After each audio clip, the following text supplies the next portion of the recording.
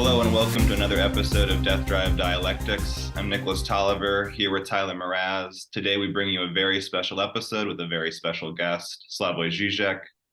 Slavoj Zizek requires little introduction. He is a philosopher, a public intellectual, and an author of many amazing books, including but not limited to The Sublime Object of Ideology, Parallax View, and Hegel in a Wired Brain. Zizek has been influential in the philosophical development of this YouTube channel and in our own understanding of psychoanalysis, ideology, and philosophy.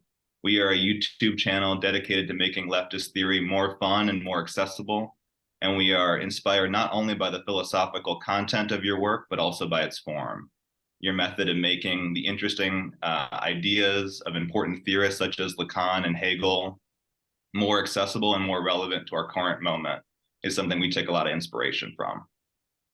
You are perhaps the most outspoken proponent of the two core facets of the philosophy that we are trying to develop, Death Drive and Dialectics. We are very excited and we are deeply honored to have you on our channel. The honor is mine. I really mean it. I'm sorry, I am not in a better shape subjectively, but you are, I think, almost, if I may put it like this, my ideal public.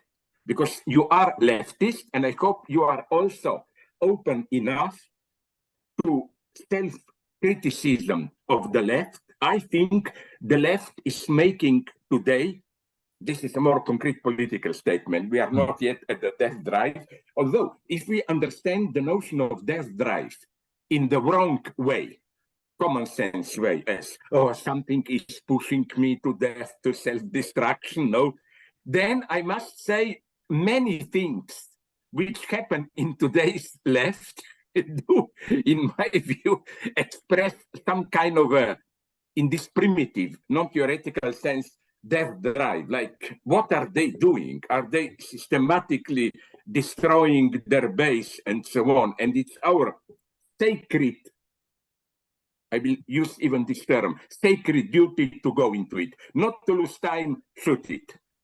Okay. Yes. We're going into the first question, and again, we're gonna. I think our general goal here is to start abstract, general, and become more specific as questions go on. So, relevant to what Nick just said, our first question is concerning dialectics. So, our question is, what is dialectics? Your definition, and how exactly does your understanding of definition differ from other, perhaps mainstream definitions? What would you say is the core definition, your definition? It's too much to do it in a couple of minutes. I will just give you one hint that I find crucial. Why I am, in spite of Hegel's obvious historical limitation, so focused on Hegel. I will now briefly repeat points that I generally make. You know, there is, with many critics of dialectics, one big misunderstanding, as if dialectics is a kind of a ultra-rational scheme which guarantees that no matter how bad things are, at the end there will be a kind of a synthesis, progress, higher level, and so on.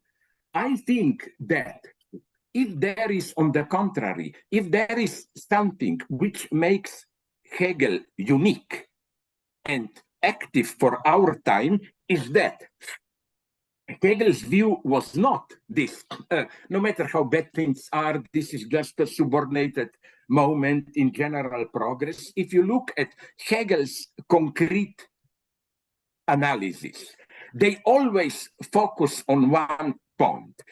I simplified. There is a good idea, even a progressive one, but then when you try to actualize, not you, but some historical agent tries to actualize this idea, things go terribly wrong. Why? Hegel never plays this simple idealist game. Oh, the idea was good just because of contingent circumstances, things went wrong.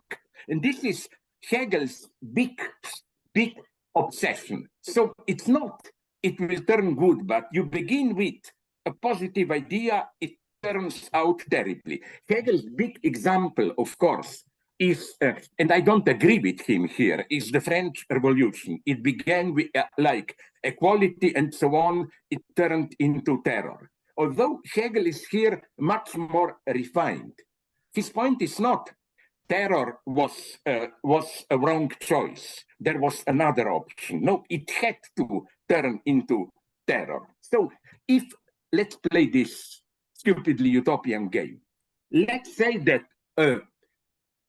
if Hegel were, through some biological miracle, to stay alive till 1940s, 50s, I think he would have ultra enjoyed it. He would have gone from one to another intellectual orgasm. In what sense? Look at the official history of the second half of the 19th century. Of course, around the world, horrible things happened. All the Holocausts, Africa, slaves, all the horrors of colonialism. The main two are Africa, slavery, and never forget, this is such a traumatic event, the Opium Wars, the Western invasion of China. Are people, this wasn't just a limited invasion. Do you know that China was in 1820, not per capita, but in its overall product, by far the strongest country in the world? 3 times United Kingdom, what was at that point, British Empire, whatever we call it, product. In 20 years, China lost almost 2/3 of its brutto product, social chaos, and so on. So, back to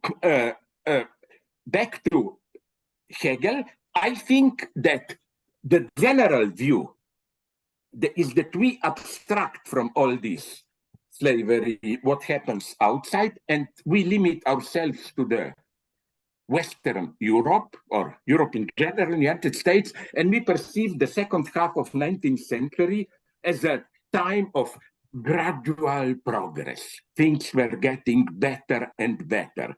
And except for a short war here and there, like the French-Prussian War, 1870, up to a point, very relatively, this was true. For example, even conservatives like Bismarck in Germany, they were the first to introduce elementary healthcare, retirement, women got votes, and so on and so on. But then something happened, which took by surprise 99.9% not only of the public, but even of social scientists. The Great War, World War I. And Hegel would have been, you see my point, obsessed by this. Era of progress, liberal, ideal, what? How could then this happen? Because I think we tend to overestimate World War II. It was a nightmare, but it was a consequence of World War I. You know who predicted this? I'm sorry if you already know the point, but I was surprised to read this. Of all people, he usually reduced to a B category, not so important, maybe philosophically, but he was not an idiot.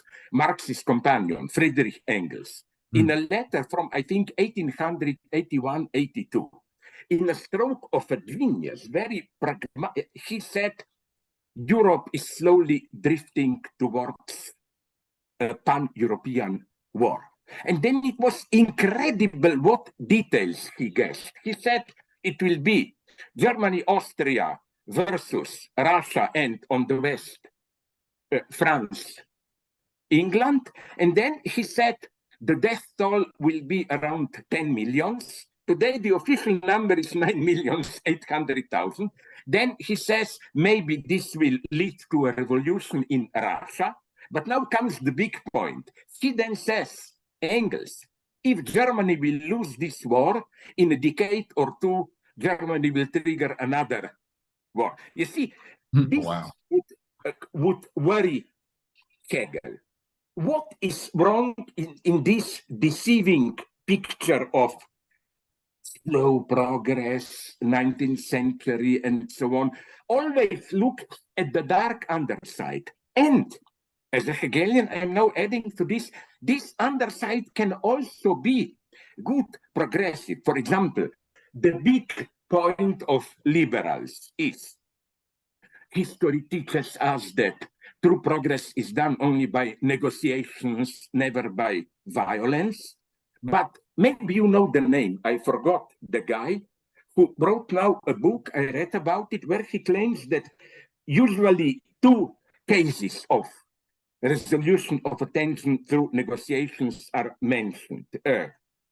Martin Luther King, American struggle for Black emancipation, and ANC in South Africa, Mandela. Let's leave open the question, were these two attempts really successful? Now in South Africa, we know that the crisis is terrible, growing, and if I hope you will not be mad if I improvise a little bit, because this fascinates me. You know that around 2 weeks ago, I had one of the most depressive experiences. At Birkbeck College, there was a general debate at the end of the summer school, and there was a lady, Black lady from South Africa, very progressive, an old ANC fighter. And I asked her frankly, should I believe the Western media? Like, I wanted first-hand report on how are things there. And she told me something that totally depressed me. She told me that because of all this corruption, confusion, I will not go into the problems. She said, isn't this sad, that the more and more among the Black poor majority, poor Blacks, the new sentiment is nostalgia for apartheid. I wanted to keep. The idea is this one. That's how people perceive it, because, you know, you always change the past in memory, no? Their idea is that it was tough, but it was stable. We were even a little bit less poor than now. Plus, since South Africa was a police state, there was a certain level of social security. Now, not only we are as poor as before, but there is explosive violence and so on and so on. You see, this would be the focus of Hegel. How could things have gone so wrong? Or to go back to... Oh, sorry, just to jump in there. This to me, like, kind of reminds me of the material conditions, that there is this, you know, contradiction, you know, within the idea itself, but then also these ideas run aground when it comes to navigating, you know, the economy, especially with the ANC. You know, the ANC, there was this, you know, revolution in terms of ending apartheid as a, you know, a system, but there was not the attempt to reform the economy in any meaningful way. You know, to end private property, to redistribute, you know, in any sort of socialist manner. I agree. On the other hand, did Mandela have really a chance? I think he did, but you know what I mean by this? I knew people who knew the famous communist figure there, Chris Hani, who, although basically supporting it through negotiations, was already giving warnings about this. Yes, to be very brutal. Do you know that South Africa is today a country with the greatest, strongest social division between rich and poor? So all that effectively happened is that the old white ruling class was joined by a new Black ruling class, which is very exclusive, a tiny minority of Blacks. But what I want to say is not to go into these details, just to point this out, that the guy, I'm sorry, whose name escaped me now, proved that it's not as simple as that. Realist solution, let's negotiate. Even these negotiations worked because behind them there was a threat. We could get more violent. You know, without these hardliners, no, white people wouldn't concede to what they conceded, you know, like ANC and here I think precisely the threat of violence played a positive role. And I think it was the same in the United States. You may correct me if I'm wrong, but I think with this idealization, which is false, and misrepresentation, this recapturing by the ruling ideology of Martin Luther King, you know. Yes. It worked up to a certain point. And here it's very delicate. I think it even can be argued that maybe with all his compromises, Lyndon Johnson was better than so much more celebrated Kennedy, you know. As a pragmatic, he made a deal. But what I want to say is that, again, without the threat of all those much more radical black movements, I don't think this relative, we now see how false it was. Nonetheless, reconciliation would have worked. This is also where a Hegelian approach would help. This would be maybe one of my definitions. When a certain movement wins, don't focus just on what happened, but also take into account how there were other alternatives which remain in the background, but as such as a potential threat were necessary condition here, in this case, for the peaceful version to win. So in other terms, I think that you can only win a political battle in this very balanced way. But let me take my last example of what I see in dialectics.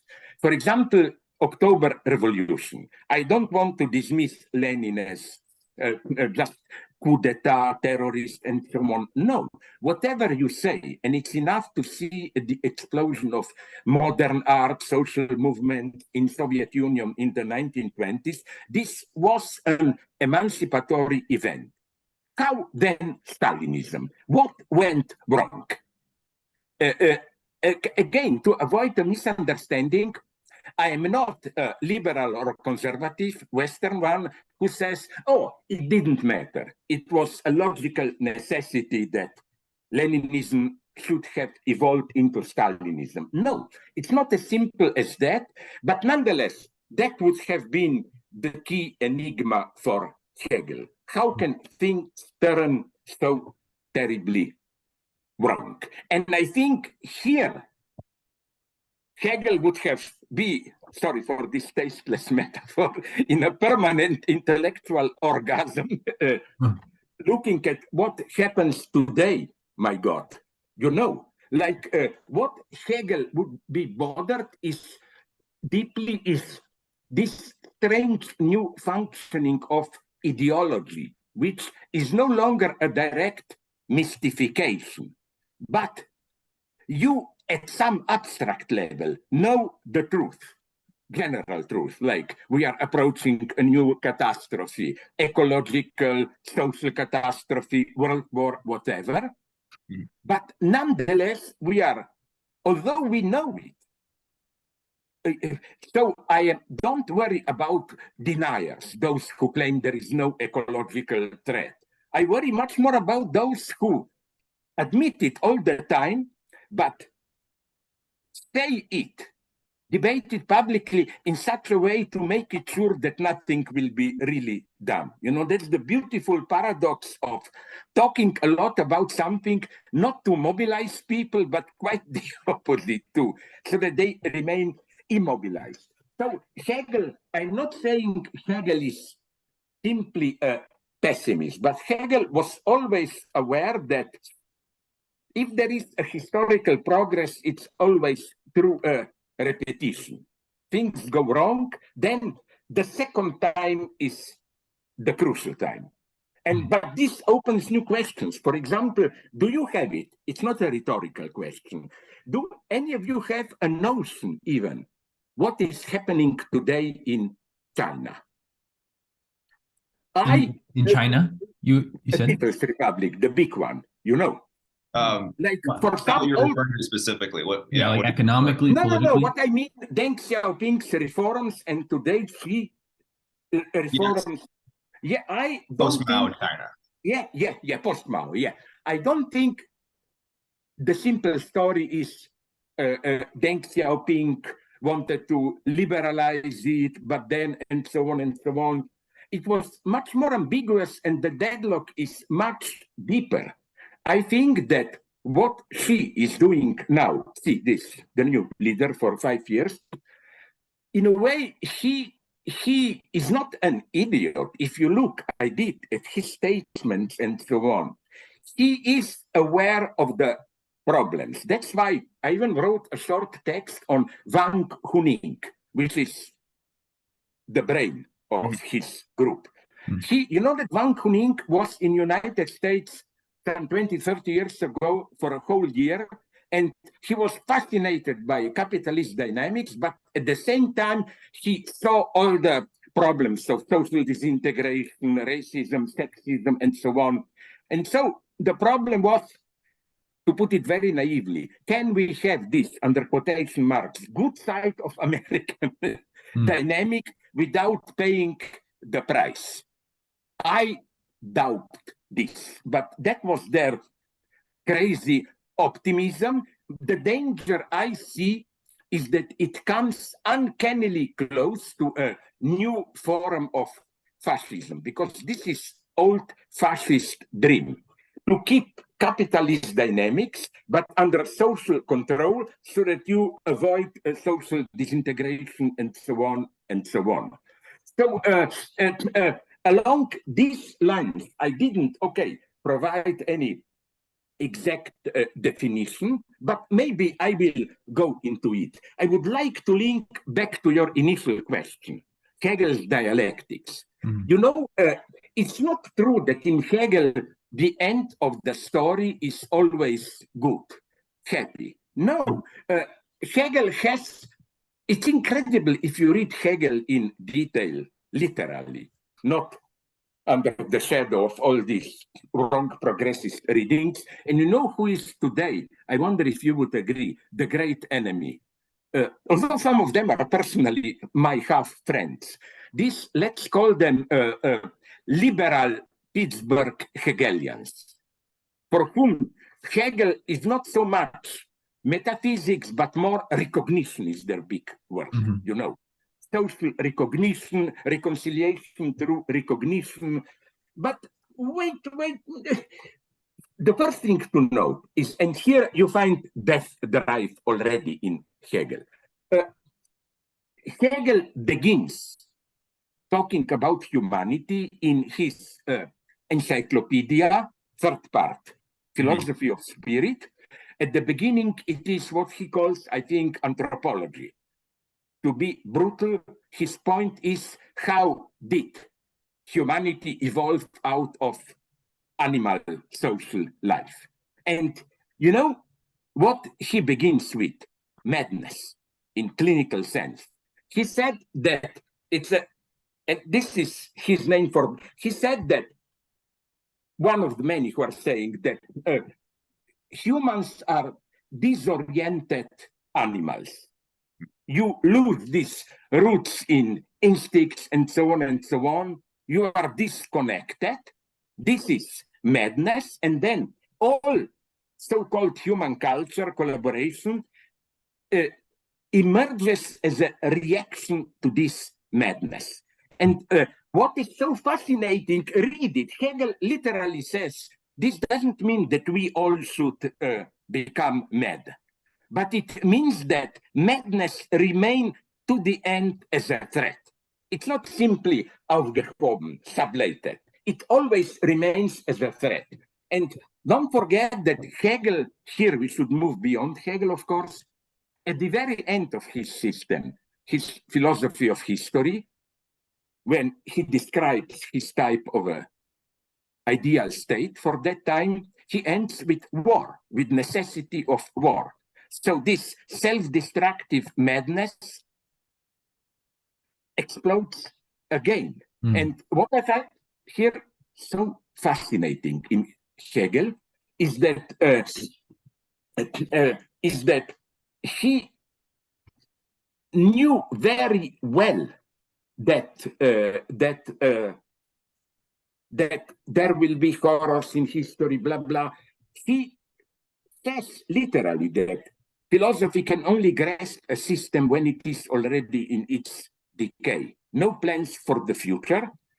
But all that he does is nonetheless describe in his critique of liberal economy and so on, the potential threats that he sees in the existing system. I think that this is needed again more than ever today, because obviously the system in which we live is bringing us to a catastrophe. And the first step before we go into building some utopian plans is to see what really is wrong with this system. It's, as Hegel would have put it, fundamental contradiction. But back to your point, in this sense, I think for Hegel, Death Drive and Dialectics are two faces of the same. Death Drive means precisely that dialectic is not this some simple progressive movement and so on and so on. Death Drive means this scattering radical negativity, which at the same time, I developed this in my books, I'm sure you know it. Death Drive is paradoxically, if you read it closely, even in Freud, who introduced the notion, Death Drive is in some sense another name for undeadness. It's some negativity which survives death itself, which insists. And again, this was clear with Freud. Even if Freud was confused, he often slips back and reads Death Drive.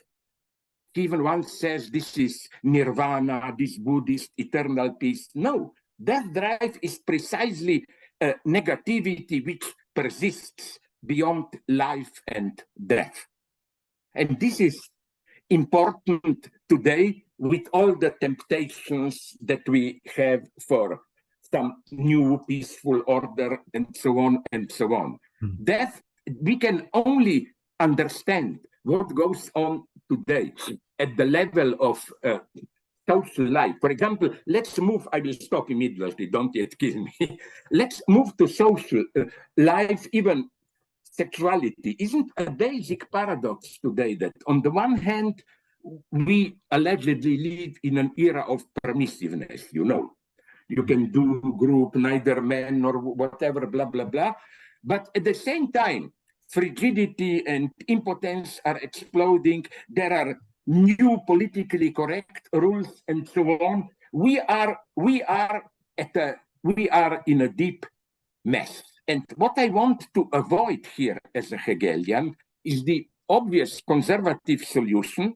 Even some Lacanians are tempted by it, that this disorder happens because we abandon paternal authority, so that a new, more severe law, paternal authority, is needed. The Hegelian answer to this would be, again, not just moral critique of this approach, but an immanent analysis of neoconservatives themselves, who are not really what they claim to be. I wonder if you would agree, like to use this example.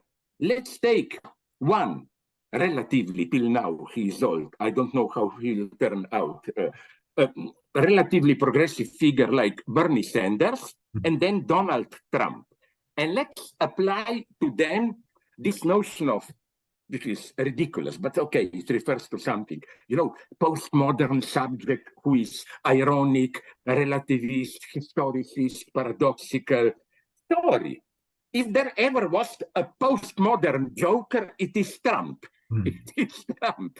And if there ever was a person who, in some sense, embodies what I am tempted to call, nonetheless, this moral majority common sense, it's Bernie Sanders, you know. He simply he simply tries to mobilize this, whatever, if there still is something of this common decency of ordinary people for our cause. Bernie Sanders so clearly that if we abandon the topic of moral majority, decency of common people as potentially conservative, we abandon a crucial terrain of battle and leave it to the enemy. We should say, no, if by subversion you mean ethical decadence, obscenities, and so on. Sorry, we don't need more of this. We get from today's neoconservatives more than enough of this. You see, in this direction I would have moved, where I would like to mention just another thing which I was recently studying, which really worries me ethically. In different, like American neoconservatives, some tendencies around Putin, European conservatives, and so on, they are now doing something which I find ethically even, and politically, of course, extremely dangerous, which is what? This authoritarian definition of true ethical greatness as something that should move beyond ordinary decency. Let me give you an example which maybe some of you know. You know who was Rafael Trujillo, the long years dictator of Haiti? No, sorry, of Dominican Republic. Yes. And, yeah, he did in 1936-5, maybe you know better, something absolutely horrible. He made a radical ethnic cleansing with army, killing dozens of thousands of Haitians who were illegal immigrants there, not like throwing them out, killing them and so on. It was pure ethnic cleansing. But you know what shocked me? When, towards the end of his life, Trujillo was asked what act of his as long-time president makes him most proud. He says that part. He says, I did a dirty thing, ethically unacceptable, but in this way I saved my country.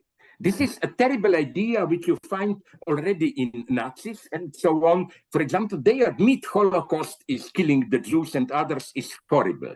But they say the true ethical greatness is that you abandon common decency and can do horrible things for the greatness of your nation. As Himmler said somewhere, any idiot can... Sorry, please interrupt me. In a Lacanian sense, it sounds like what you're describing is a perverse position. The fascist occupies. That's very good what you mentioned. You know why? Because that's another problem. I see this as a mistake of when I was young, I was already there. I'm an old guy, 68 revolution and so on. This was the spontaneous, in spite of all, women's rights progress problem of 68 movement. Hysteria was dismissed as feminine, hysterics just complain, blah, blah, while perverts go to the end. No, I think one cannot elevate enough hysteria as a subversive position. Hysteria is, for me, the elementary form of critique of ideology. What is the fundamental feminine hysterical reaction? It is you are interpellated, as Louis Althusser would have put it, into a social position. The social order is locating you, telling you, you are a woman, a wife, you are a worker, you are whatever. The hysterical question is, why am I what you are saying that I am? Am I really a woman? Is it a matter why I am that? It's the basic doubt about the symbolic identity imposed on me by authority, by the state. And I'm here in contact with many friends in Iran, where they told me, this is why now they are strangling them, but they claim it will still go on. I am talking about this big protest, yeah. Triggered by women, incredibly important in Iran. In a way, it's not it is precisely this type of hysterical reaction in the best sense. Sorry, why do we have to wear that stupid piece of cloth on our head? Tell me why we don't accept it. And the beauty of Iran, as I've written about it, of Iranian protest, is that they did what in the West we are obviously unable to do. Namely, this women's protest emerged as a trigger point to mobilize the entire social body of protests. Men admitted, everybody admitted that this women's protest condenses the general non-satisfaction. This was an incredible achievement in clear contrast with our protests. Some of the, I totally support Me Too and so on, but I don't always like the direction where instead of aiming at social solidarity, they often introduce the logic of suspicion. You claim this, but wasn't that expression that you used a little bit anti-feminist and so on and so on? So as Bernie Sanders said nicely in a debate about abortion, you must remember a couple of months ago, he said, I totally was always pro-abortion. But if I understood his argument correctly, I would put it now like this. Yes, many people are against abortion. But what would I have done is not to compromise my position, not to say, okay, let's forget about this. But my dialogue with anti-abortionists would have been, listen, we all agree abortion is not a nice thing. Let's rather focus on why are women making abortions. And then the things have to be get straight first at the level of facts. Where conservatives cheat is that they present abortion, you know, this is what we learned from Hegel. Examples, what you propose as a typical example are never neutral. So they usually present those women who as these career-oriented women, no family, career matters most to them, profession, promiscuous. This is simply not true. Women like this know how to take care of themselves. Typical abortionist today, a poor working wife already has 3-4 children, cannot afford another one. So that would be my proposal to anti-abortion people. Instead of prohibiting anything, let's try to address what pushes people to abortion, which means better health care and so on, all those measures. You see, that would be my approach here. Sorry. I really like your approach, and I think it's very accurate in that, you know, it doesn't capture who the actual, you know, recipient of an abortion is. But I think those are precisely the people that the conservatives want to control. They want to control poor, Black, women, young. I think that's why anti-abortion is so aligned with this fascist position of, you know, controlling women more broadly, you know, so I think that they would, you know, in many ways, they would totally disavow that. You know, they can't avow their. But there is another problem here, which, as a Hegelian, I find it something that really depressed me along the same lines. The saddest thing today is, as I repeatedly pointed out, we live in an era of unholy alliances. I will give you an example. I followed it closely. I have friends there. It was in your media also. You remember this, I think it was Uganda parliament, which adopted the toughest in the world anti-gay measures, up to death penalty, if you are caught in it. But what horrified me is I did something that not many people do. I looked on the web, their journals in English, newspapers. And you know what shocked me? How in Putin, Russian president style, they presented their stance as anti-colonialist. They say LGBT plus and so on. This is imperialist, neo-colonial attempt to destroy our morality. So the way to be really anti-colonialist is and so on and so on. I think, and this is similar to what you said, how the new right addresses, wants to control people and so on. Here we have the big task to set things straight, to avoid getting caught in these, let's call them false struggles, you know, as if the big opposition is between Western liberalism and anti-gay or whatever, all that. And this is our difficult situation, to put it more in Hegelian terms. Of course, would you agree with this? I'm asking you seriously. Of course, at some general level, of course, we have to sometimes make pacts with center-left liberals. When there is a feminist measure like abortion or gay rights, we support them. But not to the end. At the same time, we should insist on the key question. Where do people like Trump and others come from? They are strictly a symptom of the failure of this mainstream multicultural, but pseudo-multicultural liberal. You see what I mean? While strategically maybe making an alliance here and there, apropos concrete legislation, we should never forget that the big opponent are not the new populists, it's the liberal establishment itself. And if we forget this, then we get caught into this crazy situation where neoconservatives are stealing our potential votes. But not only, I'm not talking only about votes. You know what's the most depressing thing?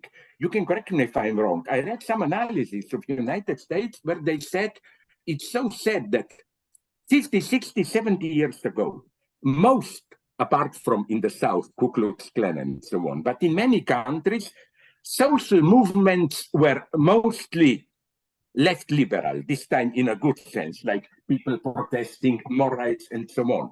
Do you know that now the new right reinvented itself at the level of social protest?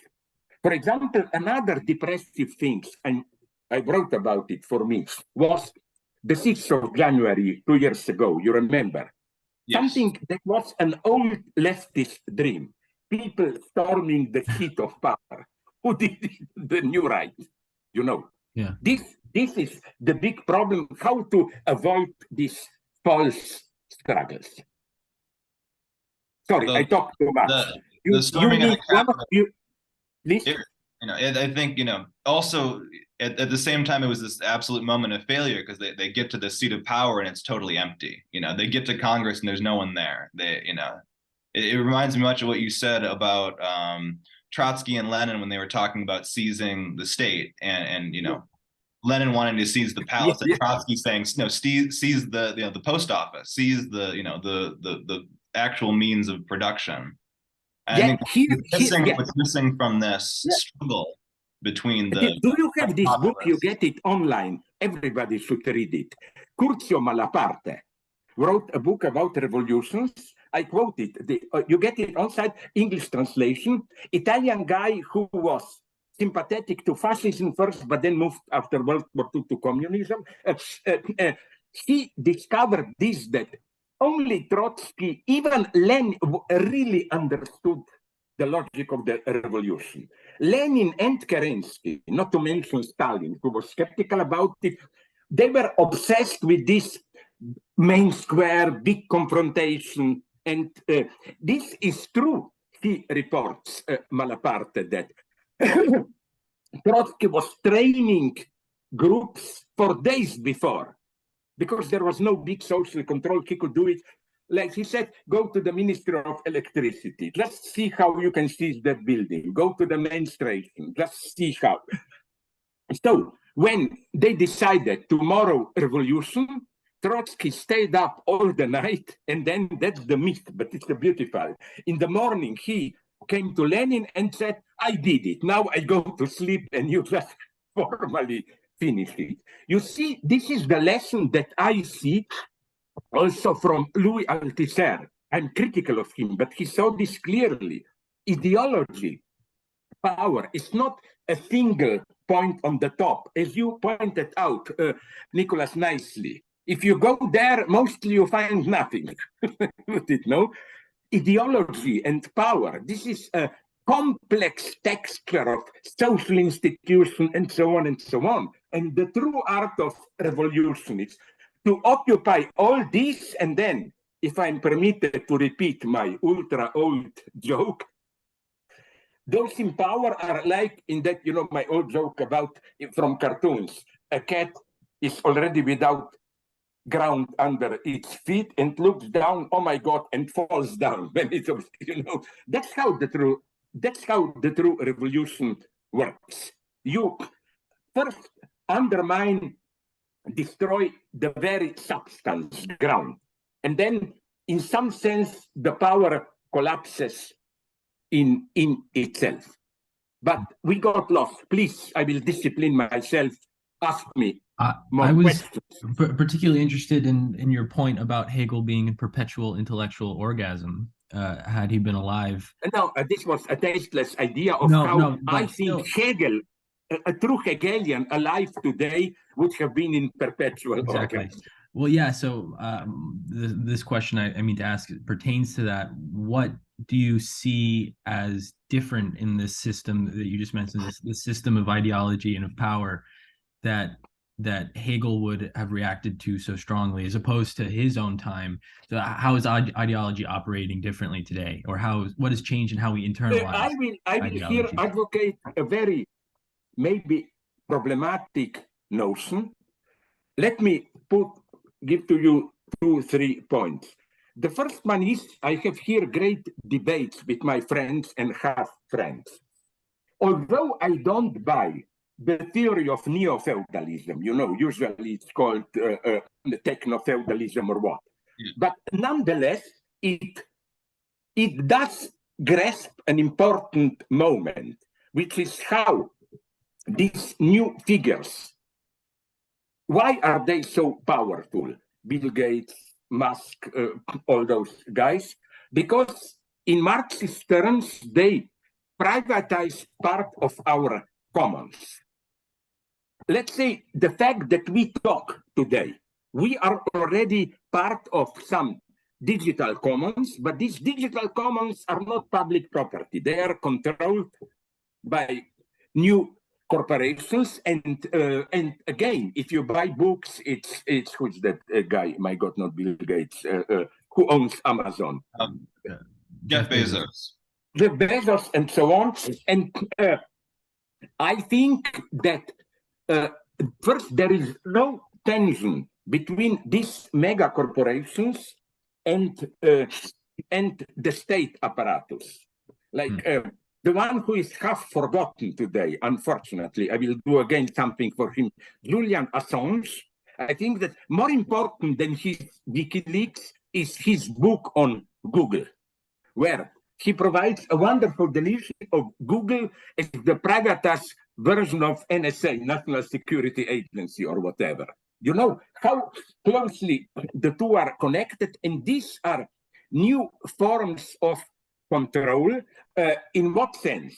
I read recently, again, I forgot who developed this, a wonderful analysis, critique of, but not the standard critique, of these new forms of social control, where they claim their origin is neoliberalism. They are right in some sense. I think one should be very careful with this term neoliberalism. First, it's not true that public power is disappearing. Military and so on is getting stronger and stronger. But the point is this one.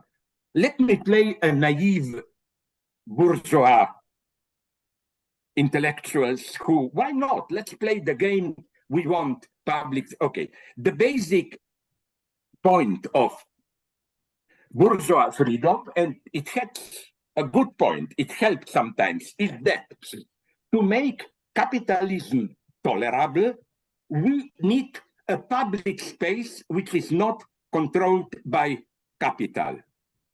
Public meetings or public media and so on where you as a citizen are not reduced to your particular position, but you kind of, as Hegel would have put it, directly move in the level of universality. This should especially also affect, for example, the use of violence. I think what is happening now in Russia, after squashing the Prigozhin revolt, I was shocked.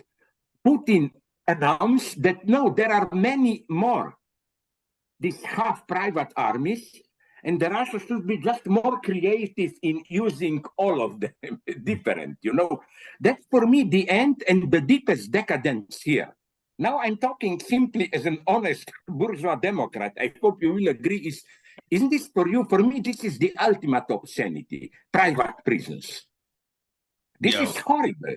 Violence, prison means direct violence onto your body. And to leave this to a private company, which does it for profit, obviously, it's a nightmare. It should be, I have even the same problem. I'm here very state-oriented with public schools. I think I would put a limit to private schools because there are certain basic, now I'm talking even as an honest bourgeois liberal, basic public values, equality, democracy, access to knowledge, which should be guaranteed by the state. And the idea is this one. What happened with neoliberalism some 40, 50 years ago, when it all began, tendencies there already before, is that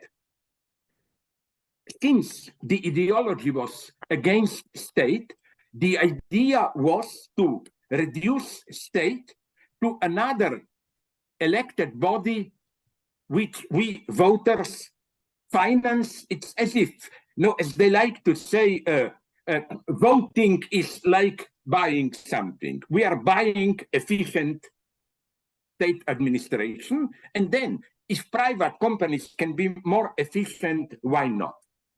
And this is for me the true horror, that the public space is disappearing, even in this good old bourgeois sense. There is less and less space which is genuinely public, which is not privatized. So this would be, for me, the first task, where maybe we even can have a temporary coalition with some sincere liberals or whatever, because I find this horrible. For example, do you remember when Elon Musk bought Google? No? He said in his typical megalomaniac style, I laughed, he said, the world democracy will be decided now. If I succeed, there will be true. But in what world do we live when somebody can even just imagine that him as a private individual buying some big company will decide the fate of democracy? It's a totally crazy world. Here we need to urgently rehabilitate strong social, and that's why I always emphasize this. I am still basically a communist, not a socialist. You know what's my problem with socialism? Of course, nothing wrong, but even Bill Gates said once, in some sense, I am a socialist. Socialist often, not always, but means today just, I have some social responsibility we have to take care of and so on. But what is needed today, that's the lesson we should disseminate among the people. Look at today's crisis, ecology. Not only we need stronger public bodies, but also much stronger, obligatory in some sense, international cooperation. Look, my example is even, you may know it, a pro-American one. You remember, I don't know where were you, 2 years ago, I think, the summer, in Seattle, Vancouver, almost 50 degrees Celsius, no? But you cannot say they were guilty there. No, they even locally there had a relatively good ecological standard. The problem was that the whole circulation of air towards the north of the northern hemisphere, it's disturbed. So you cannot save it locally. Global cooperation is needed. It's the same, I think, with refugees. And here I often get misunderstood, as if I'm against the refugees. No, I think that, and this cannot wait for years to come, that we should ask now the question, how did our political acts create the situation for this explosion of refugees? For example, without Soviet and then American intervention in Iraq, there wouldn't have been ISIS. Without American occupation of Iraq, there wouldn't have been ISIS in Syria also, and so on. This is what directly triggered all this in Africa, where many refugees come. The point is that we often make fun of these African independent countries who corrupted new dictatorships and so on. But the formula of corruption is always the same. Look at the case which is the most tragic for me. Look at Angola. The communist left, with Cuban help, won 30, 40 years ago. And then the new caste emerged in tight collaboration with Western companies, oil, and more than 2/3 of the income disappears. You remember a couple of years ago, it was a wonderful, crazy incident when a foreign corporation gave public in his reports how much money they give to Angolan government every year. It was, I think, 22 billions. If you look into the state budget of Angola, it was only 9 billion. So where did that go? No, this doesn't mean we were good, the Western companies, and Angola is corrupted. This means that precisely the two were connected. And it's the same formula in many other African countries and so on. This is the reality of new global capitalism, the collaboration, and that's the tragic thing. They can be in themselves even ex-communist. It doesn't matter. They are caught into the same trap. Western, I read the most Western big capital impact with local elites, which is why the most tragic analysis I read is one of Congo, the big one, not Brazzaville, ex-Mobutu. Congo. Yes. Yeah. And it's so sad what I read, that the attraction of Congo is all those very precious mines, not just diamonds, some of those precious metals without which our computers wouldn't function and so on. And this is how we have to understand that a clear economic analysis shows you that Congo is a failed state in the sense of relatively inefficient central government. Local warlords control one of these mining resorts and make a direct deal with the Western company. State gets nothing, it's better. So this is so sad. The analysis is that imagine Congo without all these natural resources. Probably for ordinary people, things would have been much better. Instead of helping them, the wealth is their damnation. It pushes them into this, and I will even here make a pro-Chinese describing this, this connection between, imperialism on the one hand, neo-colonial extraction, and liberal democracy and corporate, culture, that on the one hand, these corporations can be very clean. On the other hand, they're most intimately connected with the negative externalities that they claim are totally separate. Yeah. But the problem is that to afford this, you have to corrupt the local elites, no? Yeah. The clear example was this, from what I learned through Julian Assange, because, the previous president, a little bit more progressive of, was it Ecuador of what? Yes. That then with the new president, of course, again, this foreign corporations were there allowed to, on a gigantic level, to spoil, to destroy natural resources. And so even here, in spite of sometimes local pact with relatively honest liberals. Here I was disappointed. I was told, you must know better than me. I was disappointed by Trudeau in Canada. What did he do against this brutal, how do you call it, fracking, oil extraction, and so on, which is ruining the land where the indigenous people are mostly, you know? He didn't do a lot there, you know? Okay, he did some good things, at least the records were set straight. This is a nightmare story. I was in contact with some of them.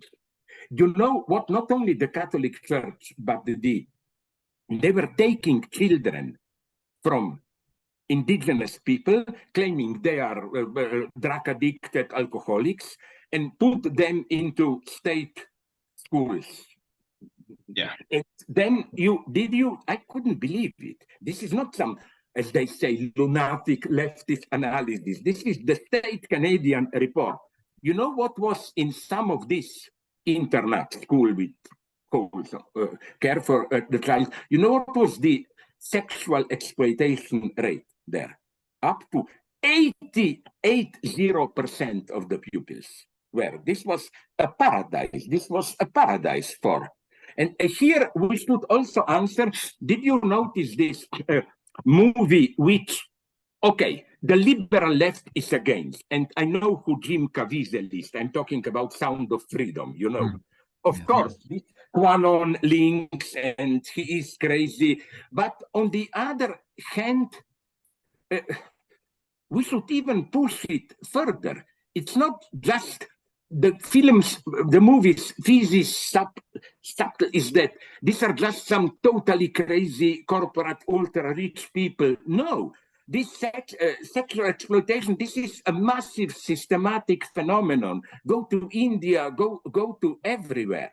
We should even, I think, begin again to talk about slavery today.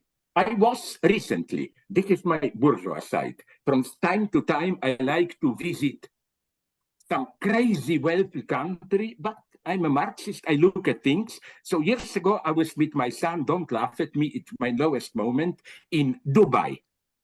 You know where I was for a couple of nights? I got a good price. In that, like say, Burj Al Arab. Yeah. I was there, you weren't. Yeah. But then I did a wonderful, proper thing. I got friendly with my son, with a Pakistani immigrant cab driver there. And he gave me the real description. For example, all these construction sites, no protection. Workers are falling down. Workers are half slaves. They come from Nepal, from Bangladesh, and they are kept like slaves. And if they can send home, because their families are not allowed to join them, $200 per month, it's considered good, a success. So all this glitter there is based on incredibly brutal. This is not even normal proletarian exploitation. This is nightmare. I mean, this really, you know, the idea was that with postmodern capitalism, intellectual work, and so on, that direct personal dependence up to neo-slavery or neo-feudalism is gradually disappearing. Like, let's say you are an Uber driver or a programmer, you even own your means of production, usually, not often, a car, a PC, and formally you think you are free. I make this contract, I make that contract. It's not true. This new digitalization gave a new boost to direct relations of personal dependence. They are growing today. It's not, this is for me the big ideological victory of today's capitalism, that this, let's take Uber or this new type of jobs which are just temporary. Isn't this ideal that that's ideological notion, that's the basic mystification. Let's say you are an Uber driver who own your own car. You are formally treated as you are a small capitalist. You own your capital, you work when you want, and so on. And then all the things which really deprive you of your rights are presented to you as your gains. Like, you have no health insurance. They say, no problem, you are free to choose. You make a little bit of profit. Will you go to a holiday, health insurance, or will you take additional education or whatever? You see how the mystification of this open jobs with no permanent employment is that the permanent uncertainty, you live all the time in anxiety and so on, is presented to you as a new form of freedom. There are no longer working classes. You are really just on a smaller scale a capitalist like us. And in the further bit of mystification, the company claims we just put together customers and those who provide services. We are not capitalists. We are just pure mediators. You know? Yeah, they don't produce anything, just logistics. Yeah, that second thing, you don't even experience Uber, the company, or other. Like Amazon is saying the same. We are just connecting publishers and people. The sad thing is that, for example, if you're Uber driver, this is ingenious. I mean, in horrible sense. This is so sad. You do not even experience as your competitors the company, but other workers. You know, like who will work more, who will get more, and the company claims we are nothing. We are just pure algorithmic providers and so on and so on. On this, we should focus, I think, if you ask me. On this, we should focus on all the new forms which are mystified today more than ever. And I would say that in some sense, the new right is often even more successful than a new left in mobilizing people at this level, you know, with their mantra of honest capitalists and workers against big corporations and so on. We shouldn't leave this terrain to them. I think because they have this notion of the return to the past. And I think what we're seeing now is this development from a proletariat to a precariat. I've heard it described that way, of yeah, but precariat is nonetheless it's different, that it is a past, but a past masked or combined with ultra-modernity. In some sense, you are totally free person, you do what you want, and so on. It can be ideally presented as a new, more egalitarian society where we all have the same rights and so on and so on. It's this is, I think, again, if you ask me, I don't know what are the percents, but in Slovenia, my own small country, almost half of all workforce is already precariat in these temporary jobs and so on, you know. And here, I think, again, that would be my formula. I wonder if you agree, my combination. On the one hand, yes, we should still insist on just more radical, on this basically old social democratic values, universal healthcare, universal free education, care for the old, and so on and so on and so on, because people feel this. I don't know how it is in the States, because you never had there. That's your system, a well-functioning public healthcare system. But all around Europe now, from my own country, Slovenia, to UK, even Germany, like here in Slovenia, I'm here, like I see it there, the main emergency entrance to the hospital. If it's not directly life-threatening, like your arm is cut off or heart attack, you wait on average 20 hours at an emergency. And then, you know, like we are brutally entering a new class society where there are people who have money. You can go to a private doctor, or you wait for the public service, but thousands died, even in Slovenia, because the public, there was a whole scandal. An old lady had a knee problem. And the doctor told her, "Do you want to come to me privately? I can receive you tomorrow." The old lady said, "I don't have money." He said, "Okay, then I will give you a date in public health care." And he gave her, the old lady, an appointment. This was last year, 2022, in a certain date in September, even the precise hour, 9:55, I think, in September 5th, 2033. I mean, this was a bad joke. Yeah. You know, like over 10 years. And then the lady said, "But at that point, my leg will be finished. I will even cost more the state. I will be a total invalid. Now, with a simple operation, I could be functioning again." No, it's very sad that this new, how public services are, healthcare especially, are falling apart. There are countries like Norway where they still more or less function, but they are lucky. Yeah, not just lucky. On the one hand, they have still enough of gas, not so much oil, gas reserves. No, they have a big surplus. On the other hand, you see how important ideological battles are there. I visited some leftists there, and they told me that it's not that there was a concrete struggle, but through history, there is an unwritten pact, which, okay, they have a couple of millionaires, but now I'm not talking about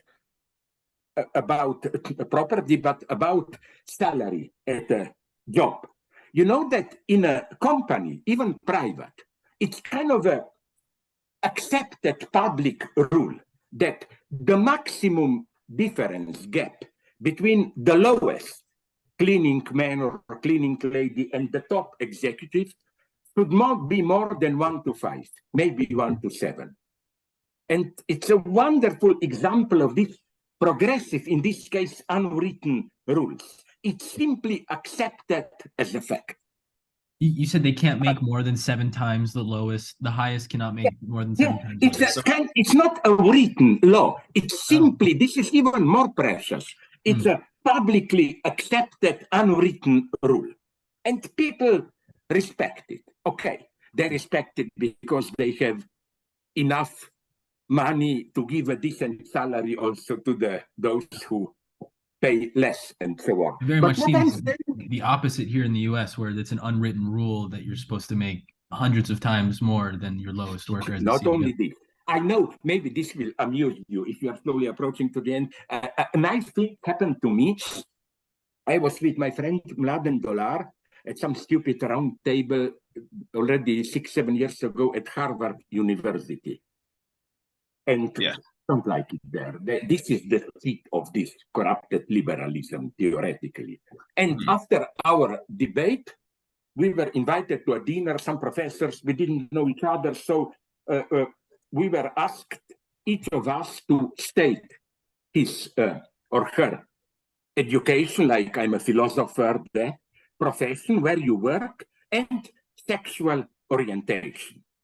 And I said, I agree, but what if we replace sexual orientation with financial status?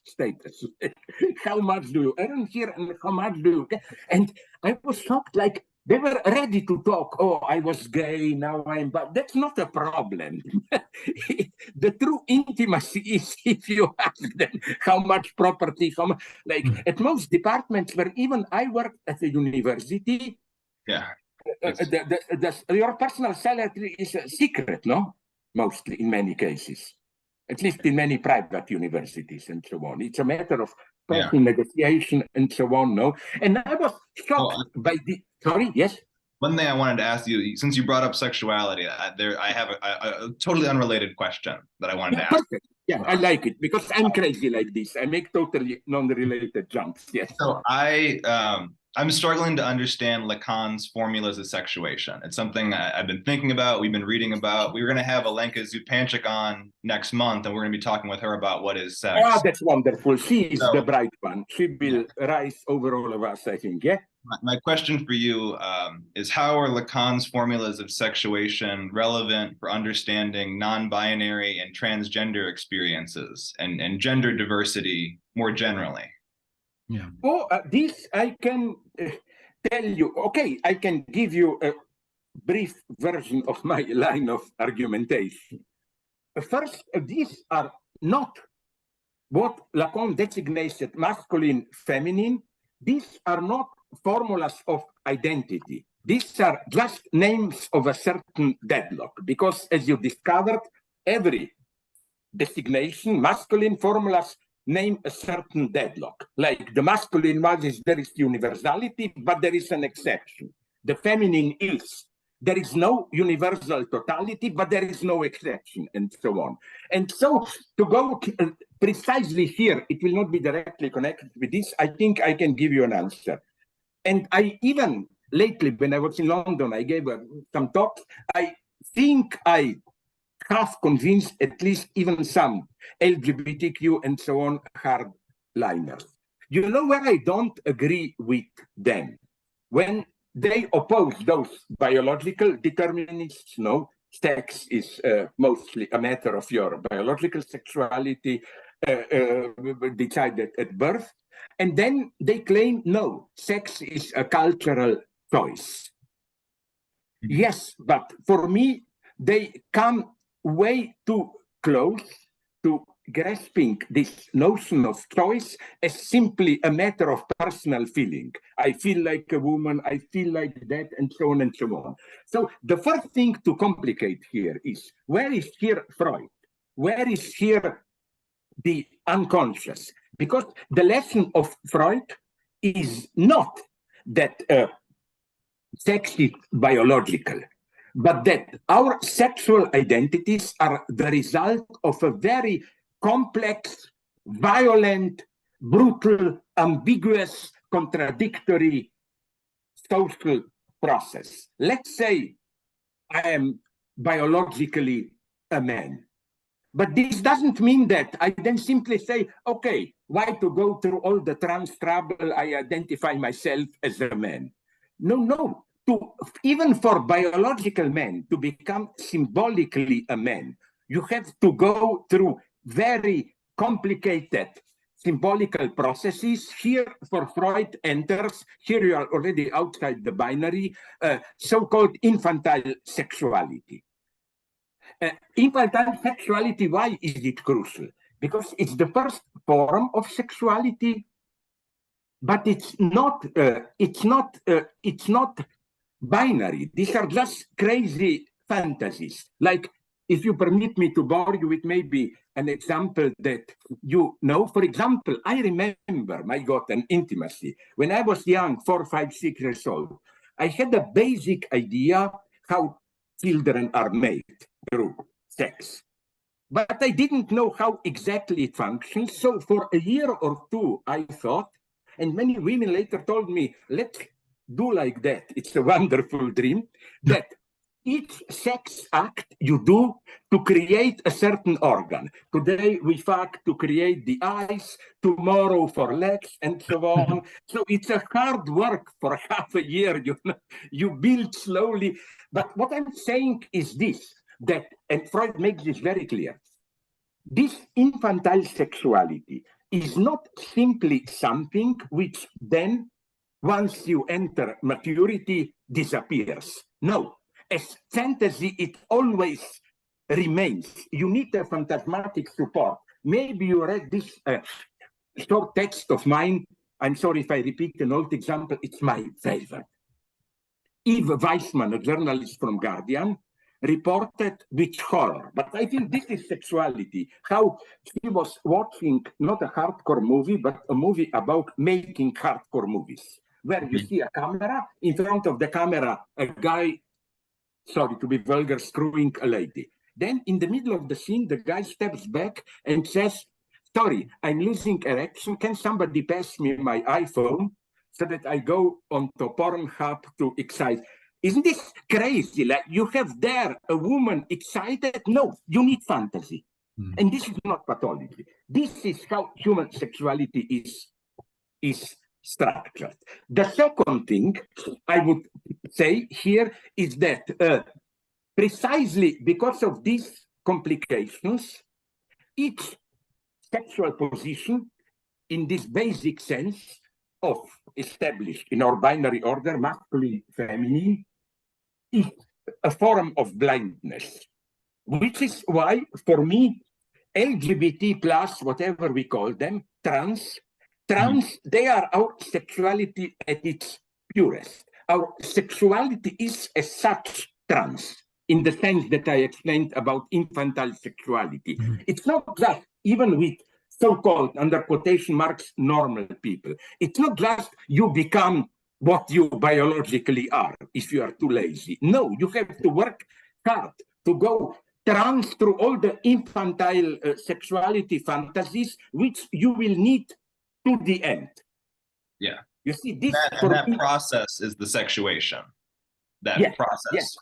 Which again is not biologically predetermined, but also it's not free in this simple sense of, oh, today I feel a woman, tomorrow I will feel a man. It's basically unconscious process, which can be very painful. You know, it may surprise you, but I know many, how do you call them, trans people, no? And for them, you know, it's not this Judith Butler joy, oh, multiple sexualities. For many of them, it's a very painful experience, you know, not just because of the social oppression, but because, again, you get caught into so many inconsistencies and so on. So in this sense, I think I'm even more trans than trans, because I don't think that we can even oppose biological sexuality and all these cultural choices. Without culture, we are not even biologically functional. To reconstruct us as me, as biological man, I need a lot of culture. It's even culture more. Is that fantasy support that you were talking about. But not culture in the usual sense. Yeah, culture in the sense of social symbolic processes and so on and so on. Don't kill me now. I'm sweating like a pig. I have to stop. I'm so sorry.